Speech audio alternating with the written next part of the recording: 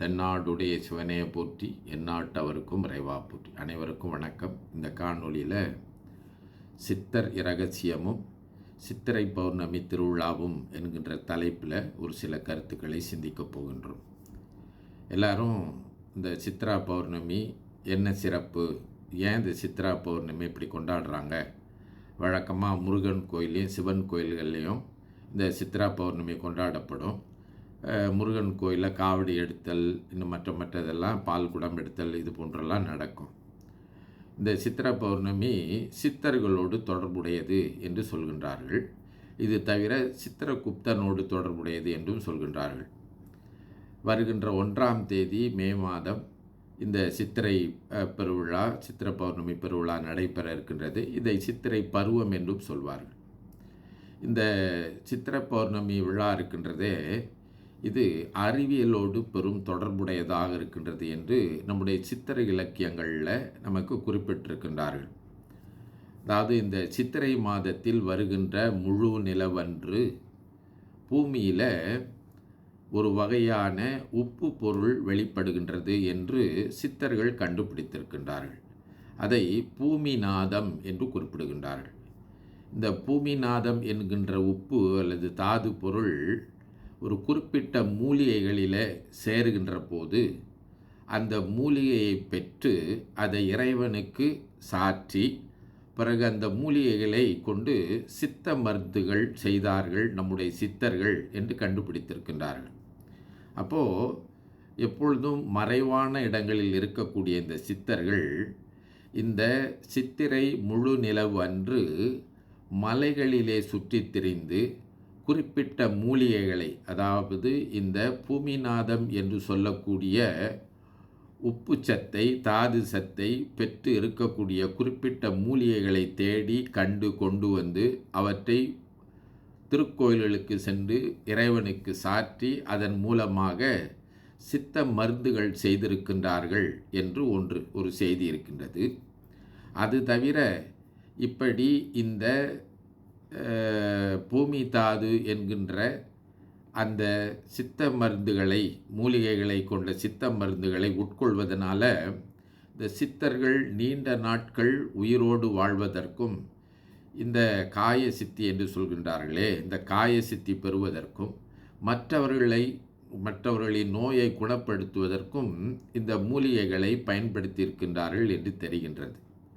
அப்போது இந்த காலகட்டங்களிலே இந்த சித்தர்களுடைய இந்த தவபலம் அல்லது ஆன்மீக பலம் என்று சொல்கின்றார்களே, அது சிறப்பு பெறுகின்ற நாள் அல்லது இறை அறிவை வளர்த்து கொள்கின்ற நாளாக இந்த சித்திரை முழு நிலவை பார்க்கின்றார்கள். சித்திரை பருவம் என்று பார்க்கின்றார்கள். அதனால தான் காடுகளிலும் கோயில்களிலும் இருக்கின்ற இந்த சித்தர்கள் இந்த சித்திரை பௌர்ணமி அன்று கிரிவலம் என்று பல்வேறு மலைகளை சுற்றி வந்து அந்த மலைகளின் உச்சியிலே இருக்கக்கூடிய அங்கு இருக்கின்ற திருக்கோயிலுக்கு சென்று வழிபாடு செய்து தன்னுடைய தவ வலிமையை பெருக்கிக் கொள்வார்கள் என்கின்ற செய்தி சித்தர் இலக்கியங்களிலே காணப்படுகின்றது. சித்த வைத்திய நூல்களிலும் சொல்லப்பட்டிருக்கின்றது என்று குறிப்பிடுகின்றார்கள்.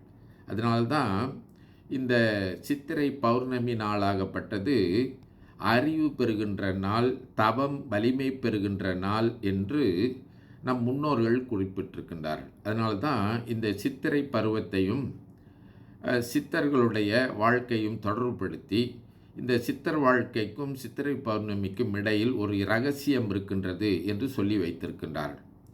அது தவிர இந்த சித்தர்கள் இந்த சித்திரை பௌர்ணமி அன்று வெளிப்பட்டு கிரிவலம் என்று சொல்கின்றப்போ குறிப்பாக பார்த்திங்கன்னா திருவண்ணாமலையெல்லாம் இந்த சித்திரை பௌர்ணமியில் கிரிவலம் வருவது, அதாவது மலையை சுற்றி வருவது என்பது மிகவும் பெரிதான ஒரு திருவிழாவாக இருக்கின்றது. சித்திரை கிரிவலத்தை பெரிதாக போற்றுகின்றார்கள்.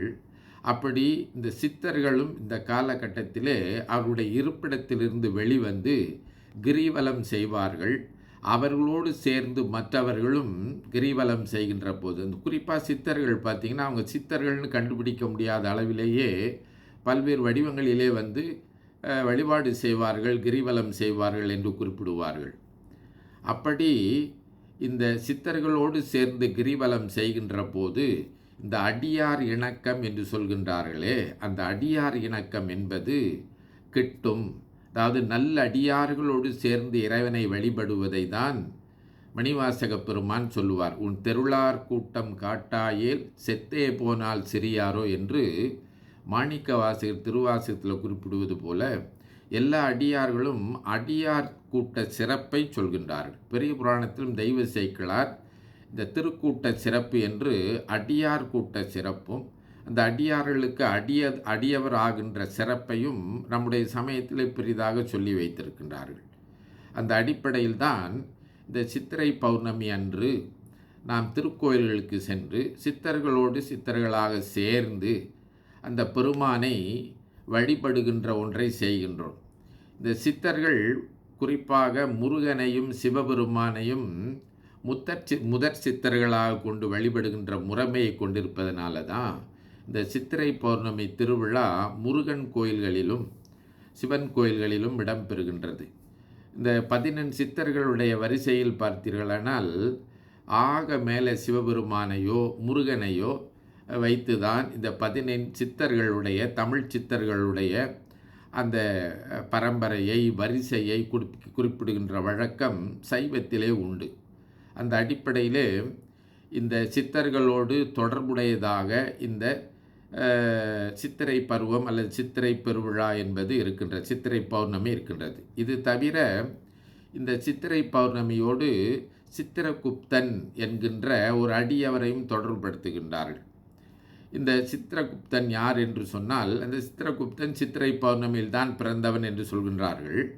அதற்கு மேலே இந்த சித்திரகுப்தன் இந்த ஒவ்வொரு சித்திரை பௌர்ணமியிலும் யமனுடைய கணக்கு பிள்ளையாக இருந்து இந்த ஒவ்வொருத்தருடைய பாவ புண்ணிய கணக்குகளை திறந்து வாசிக்கின்றவர் என்று சொல்லப்படுகின்றது. இது புராண செய்தியாக இருக்கின்றது.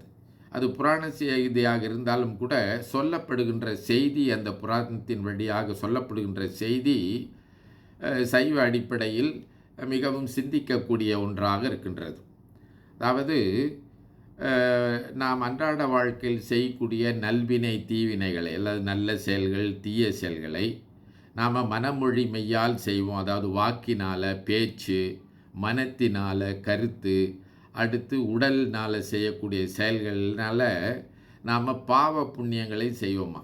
இந்த பாவ புண்ணியங்களை எல்லாம் இறைவன் எழுதி வைப்பதற்காக இந்த சித்திரகுப்தன் என்கின்ற ஒருவரை நியமித்திருப்பதாக நாம் பார்க்கிறோம். அவர் தேவர் உலகத்தில் இருப்பதாக புராணத்தில் சொல்லப்படுகின்றது.